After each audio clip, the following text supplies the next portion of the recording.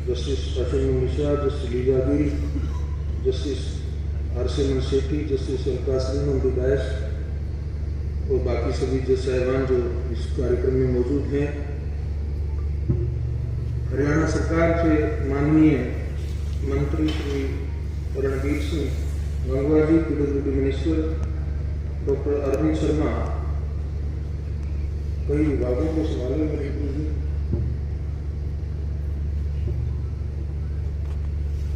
High court के registrar general Shri Chandrashekhar, Hisar session division के district जज अलका मलिक जी, हिसार और बरवाला सब डिवीजन के जुडिशियल ऑफिसर्स, माननीय जनरल वत्स फॉर्मर राज्यसभा मेंबर श्री रणधीर परिहार MLA, बरवाला क्षेत्र के भाइयों और बहनों, हिसार बार के प्रधान वकीलों के युवा नेता संदीप बुरा, बरवाला बार एसोसिएशन के प्रधान विनोद कुमार सैनी, बरवाला बार के बाकी ऑफिसर साहिबान, हिसार और बरवाला बार के डिस्ट्रिक्ट मेंबर एडवोकेट्स,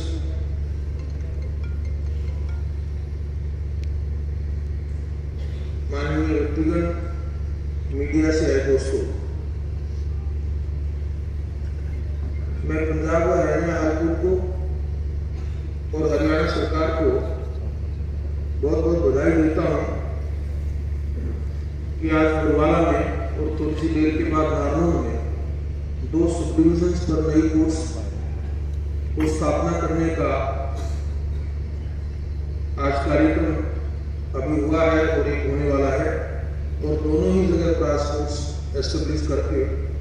सोमवार से दोनों जगह कोर्ट्स फंक्शनल हो जाएंगे। जैसा कि चीफ जस्टिस साहब ने बताया, रणबीर सिंह जी ने इस बात को दोहराया, जब भी हम नई कोर्ट किसी सब डिवीजन पर एस्टेब्लिश करते हैं तो उसका मकसद एक्सेस टू जस्टिस का है। मैं अभी कोई 4-5 दिन पहले कुछ अमेरिका से थिंक टैंक्स को बोलते हैं, कई बार डेलीगेट्स आया हुआ था,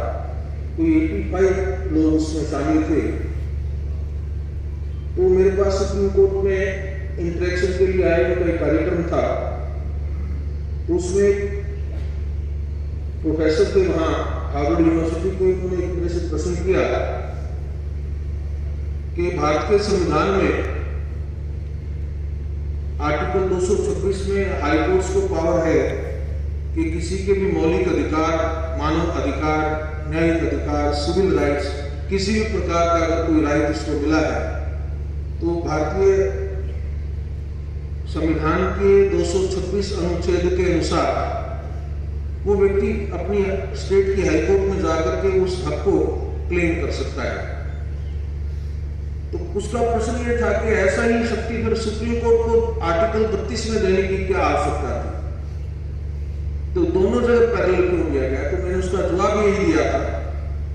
कि भारत के संविधान निर्माताओं ने संविधान में इस बात का एक प्रावधान विशेष रूप से किया कि हर प्रदेश में एक हाईकोर्ट होगा। क्यों होगा? और उस हाईकोर्ट को संवैधानिक, constitutional, fundamental, civil, human, international, किसी भी किस्म के राइट की आप बात कीजिए, उस राइट को एनफोर्स करने का जो हक है वो हाईकोर्ट को दिया गया, और उसका एक पार्ट को सिर्फ फंडामेंटल को एनफोर्स करने का राइट दिया गया सुप्रीम कोर्ट को। उसका सिंपल का एक तरीका, एक उसका कारण जो था वो संविधान में यही था कि प्रदेश के लोगों को अपने फंडामेंटल राइट्स के पूरा करने के लिए, उसको लागू करवाने के लिए दूर दराज के क्षेत्रों से आकर के दिल्ली न आना पड़े, और ताकि अपने ही प्रदेश में उस राइट को एनफोर्स करवा सके, इसलिए संविधान में हर स्टेट के लिए हाईकोर्ट का प्रावधान किया गया। तो हाईकोर्ट की यह जिम्मेवारी बन जाती है कि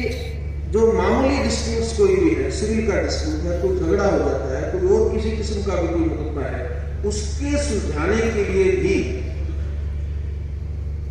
कोर्ट का जो प्रावधान है वो हर नागरिक की नजदीक उसकी ऐसी स्थान पर रहना चाहिए जहां पर वो उसको आसानी से अपने न्यायिक अधिकार के लिए लड़ सके। जितनी दूर अदालत होगी उतना ही आदमी अपने हक को लड़ाई लड़ने के लिए उसे निराश होगा, उत्साहित नहीं होगा। उसको मालूम है कि वहां पर जाने का कितना बड़ा खर्च होगा और हर आदमी के पास कोर्ट कचहरी में पैसा खर्च करने के लिए उतना पैसा नहीं होगा। गरीब आदमी के लिए ये इतना आवश्यक है कि उसके लिए कोर्ट उसके नजदीकतम क्षेत्र में वहां पर बनाई जाए। और इसलिए एक समय था कि हमने ये एक आह्वान किया था कि न्याय आपके द्वार पर। तो न्याय आपके द्वार पर जो हमने एक उस वक्त एक आह्वान के रूप में, एक यज्ञ के रूप में जब उसको शुरू किया, तो उसका मकसद यही था कि हम कोर्ट्स को एक्सेस टू जस्टिस के प्रिंसिपल के आधार पर जितना नजदीक हम लोगों के पास ले जा सके हम उसको लेकर के जाए। उस हमारी जो जुडिशरी की कमिटमेंट है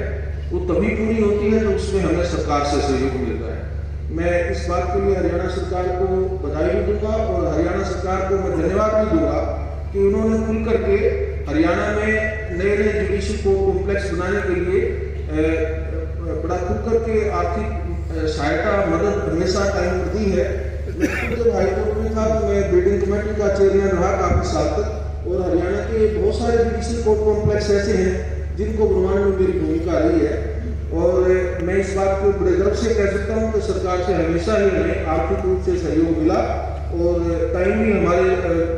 जुडिशल इंफ्रास्ट्रक्चर को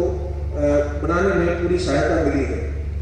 एक बात में आज समय का अभाव है, एक बात मैं जरूर कहना चाहूँगा, एक जुडिशल कोर्ट कॉम्प्लेक्स तो बन जाएंगे, बिल्डिंग भी बन जाएंगी, बड़ी बड़ी इमारतें भी बन जाएंगी, पर उन इमारतों में न्याय का खून दौड़े, उन इमारतों में मानवता हो, उन इमारतों में भावुकता हो और उन इमारतों में गरीब आदमी की दर्द को समझने की अक्षमता हो। इस बात की जिम्मेवारी भारतीय जुडिशरी की है। मुझे पूरा विश्वास है हमारे ऑफिसर,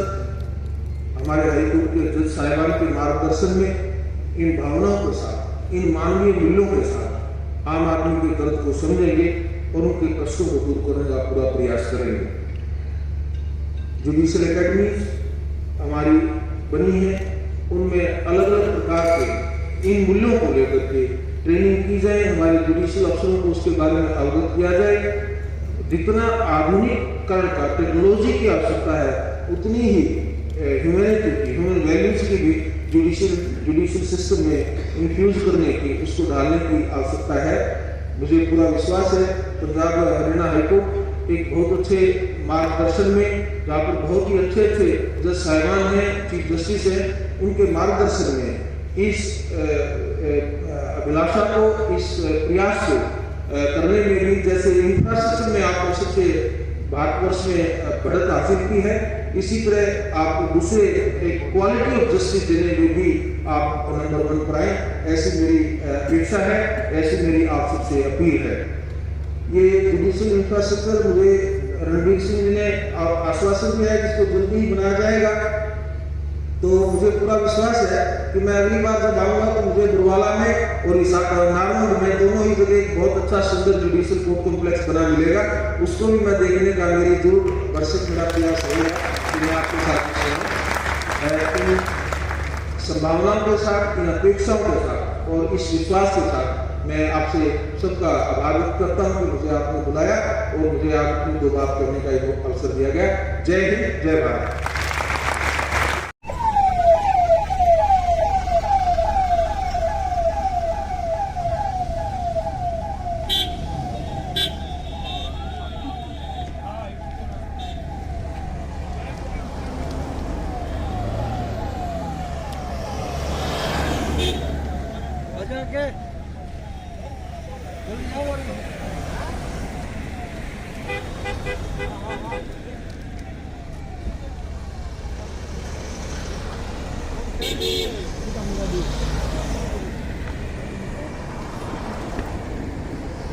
झाली आहे केक खाल्ली गाडी की तो अजून